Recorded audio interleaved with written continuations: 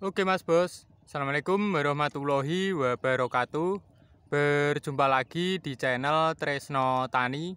Oke, pada kesempatan kali ini bawang merah kita ada di 45 HST. Ini kita tidak melakukan perlakuan pada tanaman kita. Ini jam 9 pagi, Tresno Tani baru pulang jaga malam di tempat kerja yang lainnya ya.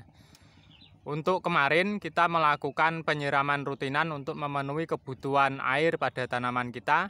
Untuk besok planningnya kita melakukan penyiraman di pagi hari dan juga penyepraian fungisida rutinan dan juga nutrisi kalium fosfat ya.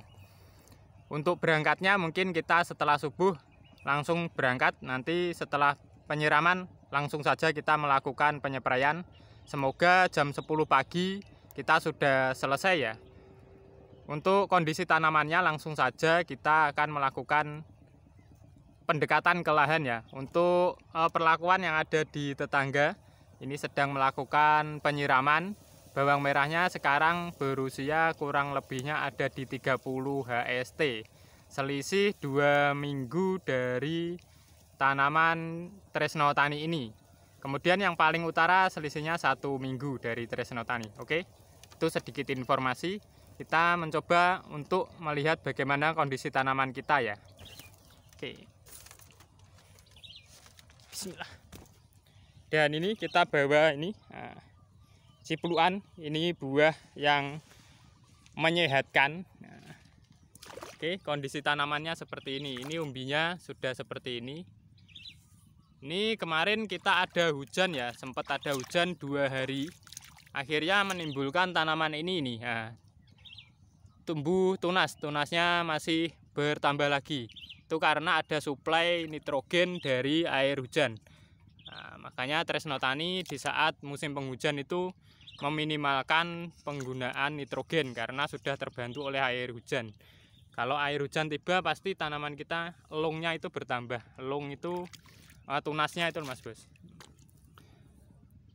Kondisi tanamannya seperti ini. Alhamdulillah ini kita syukuri bisa berhasil seperti ini. Nah ini popornya besar Mas Bos, hampir 1 jempol ya. Yang ini juga popornya besar.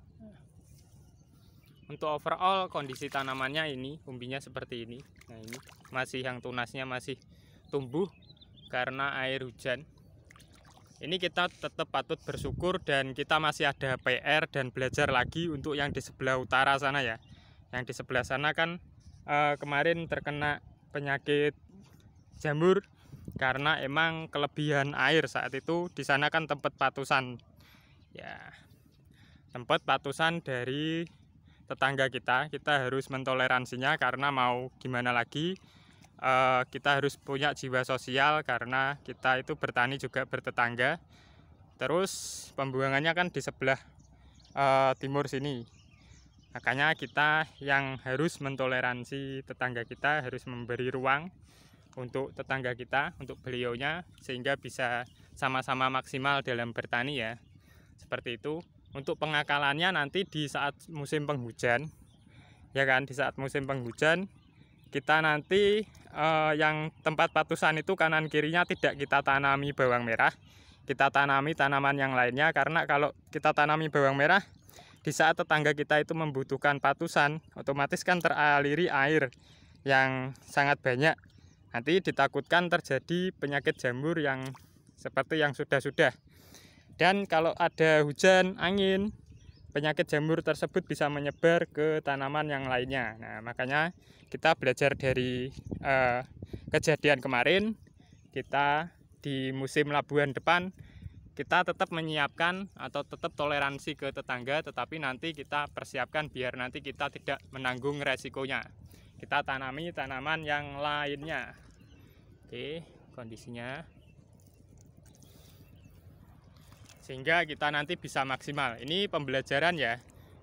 Tanaman bawang merah itu butuh air tapi juga tidak mau air. Artinya apa? Tanaman kita membutuhkan air, dia tidak mau kekurangan air tapi juga tidak mau kelebihan. Kalau kelebihan resikonya penyakit jamur yang seperti milik Tresno Tani yang bagian utara. Kemudian kalau kekurangan bisa pucuk kuning, bahkan bisa gangguan pertumbuhan atau dalam hal ini macet, seperti itu ya. Kita mencoba untuk berkeliling ke tanaman yang lainnya, sisi-sisi yang lainnya, oke.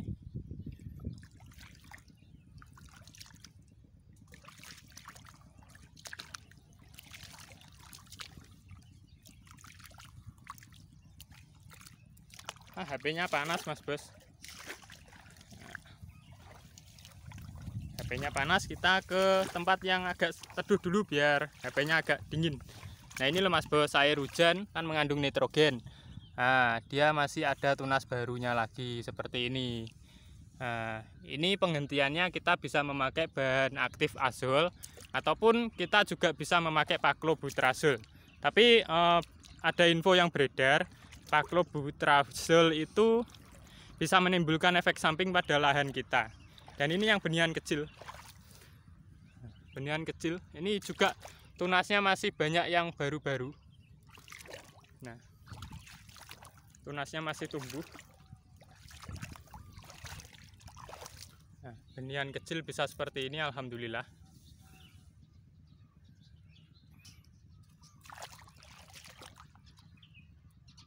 Oke. Ini yang bibit Thailand. Rata-rata segini Mas Bos. Untuk ukurannya. Ini ada di 45 HST. Untuk perlakuan kita ya seperti yang sudah kita terapkan dulu. Untuk pemupukan kita kasih sedikit-sedikit. Kenapa? Karena kalau kita mupuk kan otomatis kita sebar ke tanah, ya kan? Gimana cara mengakalinya kalau kelebihan? Masa kita nanti memakai bahan azol dosis tinggi? Kan biayanya malah double-double. Nah, seperti itu. Kita gunakan yang sesuai saja. Maksudnya sesuai itu dosisnya kita paskan biar nanti tidak beresiko mounting tanamannya terlalu cepat pertumbuhannya sehingga menekan kemungkinan tanaman ini moler. Jadi kita tidak memupuk banyak dan kita tidak memakai fungisida berbahan azol yang cukup tinggi juga. Jadi kita bisa hemat di biaya operasional ya. Seperti itu. Nanti kalau pupuknya kurang, ya kan, kita bisa memupuk lagi. Kalau pupuknya sedikit bisa intensitasnya atau jaraknya bisa 5 hari atau 1 minggu. Biasanya kan kita memupuk itu 3 kali ya, pupuk susulan ya. Ini nanti kita bisa sampai 4-5 kali pemupukan tergantung situasi tanaman kita. Di Tresno Tani ini kemarin kan kita memakai pupuk dasaran itu KSP ya. KSP itu kita makainya 1 kuintal dalam papan 200 ru atau benihan 3 kintal. Kemudian untuk susulan pertama ya kan kita memakai pupuk NPK berimbang saat itu Mutiara mereknya. Itu pakai 20 kg. Pupuk susulan 2 juga NPK Mutiara 20 kg. Untuk pupuk susulan ketiga kita memakai Mutiara sisa yang masih 10 kg. Kita mix dengan KNO yang berjumlah 7 bungkus atau 14 kg. Tujuannya untuk mensuplai kalium di saat itu. Dan ternyata kita lihat itu perkembangannya masih kurang. Akhirnya kita tambah pupuk Kamas untuk segera mungkin mengubah fase tanaman ini dari pertumbuhan ke pembuahan sesegera mungkin. Dan Kamas itu juga tidak beresiko terlalu tinggi kayak bahan-bahan azol.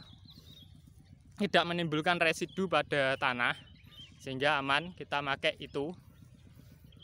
Oke, seperti itu ya. Kenapa Tresno Tani alasannya memakai pupuk yang sedikit dan pengobatan yang terstruktur, tidak terlalu banyak tetapi efektif dan efisien. Seperti itu. Jadi bukan nyimak-nyimik atau irat-irit, tetapi kita melakukan itu seefektif mungkin, seefisien mungkin. Seperti itu ya. Jadi untuk biaya operasional itu tidak terlalu tinggi.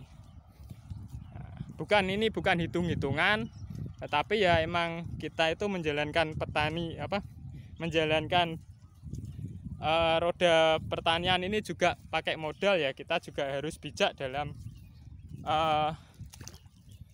pengeluarannya. Seperti itu. Kalau kita nanti rugi kan kita tidak bisa. Nah ini yang satu bisa seperti ini. Oke. Nah, seperti itu ya. Kita harus bijak. Nanti kalau nggak bijak kita sendiri juga yang repot. Karena kita itu petani berkelanjutan, tidak 1 kali 2 kali aja, tetapi ini juga terus menerus.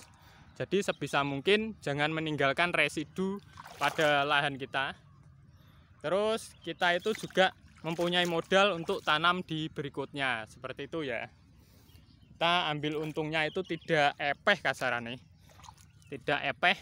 Kita tetap menjaga ekosistem lahan kita biar nanti bisa ditanami untuk berkelanjutan bahkan puluhan tahun ke depan untuk anak dan cucu kita. Ini untuk yang bauci ya, untuk yang bauci. Nah, seperti ini benih pegesan, jadi ini kurang cepet ya. Ini kalah cepet dengan yang Thailand untuk pengumbiannya. Oke, mungkin cukup itu ya yang dapat Tresno Tani sampaikan pada kesempatan kali ini. Kita sambung di konten berikutnya. Nanti secara detail akan kita buka-bukaan mulai dari olah lahan sampai panen. Nanti ketemunya berapa pengeluaran dari Tresno Tani. Mohon untuk ditunggu nanti konten yang akan membahas itu ya. Mungkin setelah panen nanti kita baru akan men-sharekan atau kita akan publikasikan ke teman-teman, kita bagikan ke teman-teman. Oke, mungkin cukup itu yang dapat Tresno Tani sampaikan. Kurang lebihnya mohon maaf apabila ada kata-kata yang kurang berkenan. Oke, tunggu kelanjutan episode berikutnya. Akhirul kalam, wassalamualaikum warahmatullahi wabarakatuh.